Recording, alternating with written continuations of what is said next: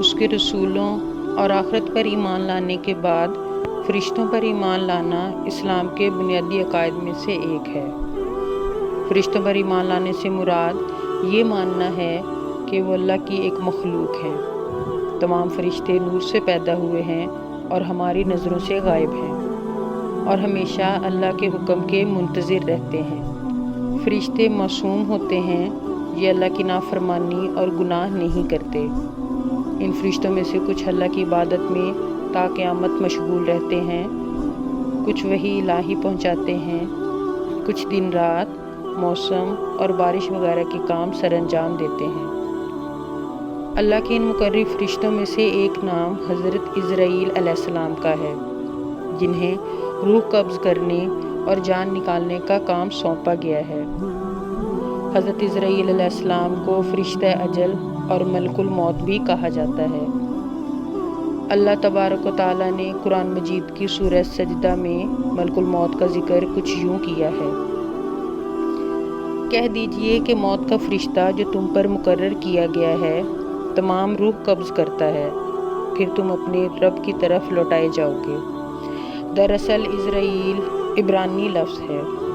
عزا کے معنی بندہ اور ایل کے معنی خدا ہے، یعنی عزرائیل خدا کے بندے کو کہتے ہیں، جیسے قرآن مجید میں ملک الموت کا نام دیا گیا ہے۔ روایتوں کے مطابق جب اللہ نے چاہا کہ حضرت آدم علیہ السلام کی تخلیق کریں تو فرشتوں کو حکم دیا گیا کہ زمین سے خاک لے کر آئیں، لیکن زمین نے ان فرشتوں کو قسم دے کر واپس بھیج دیا۔ آخر کار عزرائیل علیہ السلام اس کام پر قادر آ گئے اور زمین سے مٹی لانے میں کامیاب ہو گئے۔ لہٰذا اس وجہ سے اللہ تعالیٰ نے تمام زندہ مخلوق کی روح قبض کرنے کی ذمہ داری ملک الموت کو دے دی۔ اللہ تعالیٰ نے حکم دیا کہ اے ملک الموت، تجھے اولاد آدم کی روح قبض کرنے پر مامور کرتا ہوں، تاکہ تو کسی پر رحم نہ کھائے اور ماں کی گود میں موجود شیرخوار بچے تک کی روح قبض کر سکے۔ ملک الموت نے عرض کی: اے اللہ، تو نے مجھے یہ خوفناک اور دردناک عمل کیوں سونپا ہے؟ اس کی وجہ سے تو مخلوقات میں سے کوئی مجھ سے محبت نہیں کرے گا۔ تو جواب ملا کہ کوئی بھی کسی کو یہ نہیں کہے گا کہ فلاں شخص عزرائیل کی وجہ سے مر گیا، بلکہ وہ بیماری اور حادثات کو موت کی وجہ قرار دیں گے۔ روایتوں کے مطابق حضرت آدم علیہ السلام سے لے کر قیامت تک آنے والے ہر انسان کی روح قبض کرنے کی ذمہ داری ملک الموت کو دی گئی ہے، جبکہ اس کام کے لیے فرشتوں کا ایک لشکر بھی آپ کے ساتھ رہتا ہے۔ جو فرشتے انسان کو موت دینے آتے ہیں وہی انسان کی موت کا وقت بھی لکھ دیتے ہیں، اور جب کسی شخص کی موت کا وقت آتا ہے تو وہ اس کی روح ملک الموت کے حوالے کر دیتے ہیں۔ روایتوں میں بیان ہے کہ ملک الموت تمام اہل زمین کو موت دیتے ہیں اور ان کو تمام بنی آدم پر مسلط کر دیا گیا ہے۔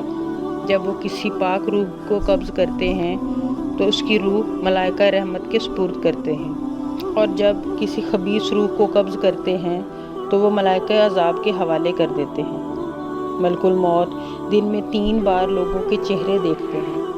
جس کی عمر پوری ہو جاتی ہے اور جس کا رزق دنیا سے ختم ہو جاتا ہے تو آپ اس کی روح قبض کر لیتے ہیں۔ جب بندے کی روح قبض ہوتی ہے اور اس کے گھر والے رونا پیٹنا شروع کر دیتے ہیں تو ملک الموت دروازے کو پکڑ کر کھڑے ہو جاتے ہیں اور فرماتے ہیں: میں نے تمہارا کچھ نہیں بگاڑا اور میں تو اللہ تعالیٰ کی طرف سے مامور ہوں، نہ میں نے اس کا رزق کھایا اور نہ ہی اس کی روح قبض کی، اور مجھے تو تمہارے پاس بار بار آنا ہے تاکہ تم میں سے کوئی باقی نہ بچے۔ اگر ملک الموت کو لوگ اس وقت دیکھ لیں اور ان کی باتوں کو سن لیں تو میت کو بھول کر خود اپنے آپ پر رونے لگ جائیں، باوجود اس کے کہ ملک الموت ایک فرشتہ ہے۔ اس کی ظاہری حالت، شکل و صورت اور حلیہ انتہائی خوفناک اور عجیب و غریب ہے، یہاں تک کہ مضبوط سے مضبوط جگر رکھنے والا شخص بھی اگر آپ کو دیکھ لے تو خوف کے مارے آدھی جان نکل جائے۔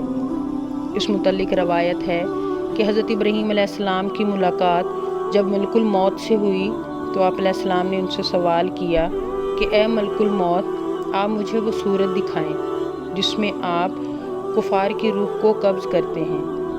تو ملک الموت نے کہا کہ یہ آپ کی طاقت سے باہر ہے، لیکن آپ کے اصرار پر انہوں نے وہ صورت دکھانی شروع کی اور فرمایا کہ آپ اپنا منہ موڑ لیجئے۔ جب ملک الموت اپنی اصلی صورت میں نمودار ہوئے اور آپ علیہ السلام نے انہیں دیکھا تو وہ ایک سیاہ شخص تھے جن کے سر سے آگ کے شعلے نکل رہے تھے۔ انہیں دیکھ کر حضرت ابراہیم علیہ السلام پر غشی طاری ہو گئی۔ جب ہوش آیا تو آپ علیہ السلام نے فرمایا، اگر کافر کو محض آپ کی شکل ہی دیکھنے کی تکلیف برداشت کرنی پڑ جائے تو یہ بہت بڑی تکلیف ہے۔ اب ذرا یہ بتائیے کہ مومن کی روح کس قالب میں ہو کر آپ نکالتے ہیں؟ ملک الموت نے کہا، ذرا منہ پھیریے۔ آپ علیہ السلام نے جب منہ پھیر کر اس کی طرف دیکھا تو آپ کے سامنے ایک حسین نوجوان تھا جس کا جسم مہک رہا تھا اور جس کے کپڑے سفید تھے۔ حضرت ابراہیم علیہ السلام نے فرمایا کہ اگر مومن کو صرف آپ کے دیدار کی دولت دی جائے تو یہ کافی ہے۔ ملک الموت کے خوف کی دہشت کا یہ عالم ہے کہ نہ صرف جن و انسان بلکہ فرشتے بھی آپ سے اس طرح ڈرتے ہیں جیسے انسان شیر کو دیکھ کر ڈرتا ہے۔ ہر ذی روح جن و انسان کی روح کو قبض کرنے والے ملک الموت کو کس طرح موت آئے گی، یہ بھی ایک دلچسپ واقعہ ہوگا۔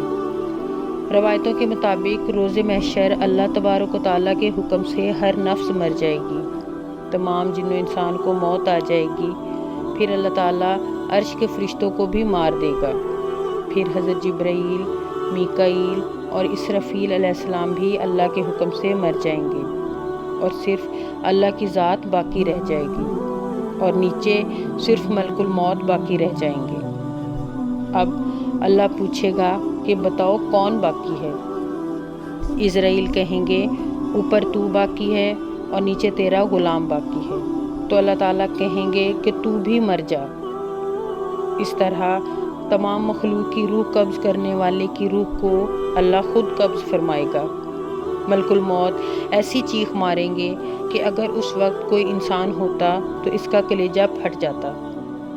جب اللہ سب کو موت دے دے گا تو اللہ تعالیٰ فرمائے گا، ہے کوئی جو میرا مقابلہ کر سکے؟ آج صرف میں ہی بادشاہ ہوں۔ زمین کے وہ بادشاہ آج کہاں چلے گئے؟ آج صرف میری بادشاہت اور شہنشاہی ہے۔